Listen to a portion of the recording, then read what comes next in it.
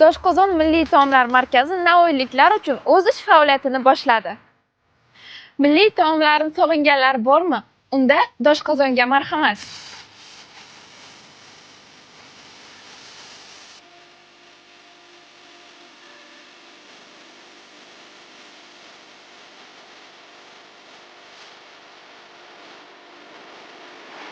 Bu yerda atigi 30 ming so'mga osh, non, choy, salat va kola olib, bemalol to'yib ovqatlanishingiz mumkin.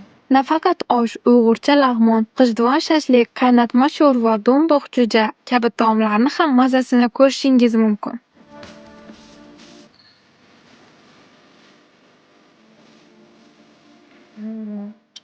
Kebab go'sht kerak ekan albatta boshda. Вообще zo'r.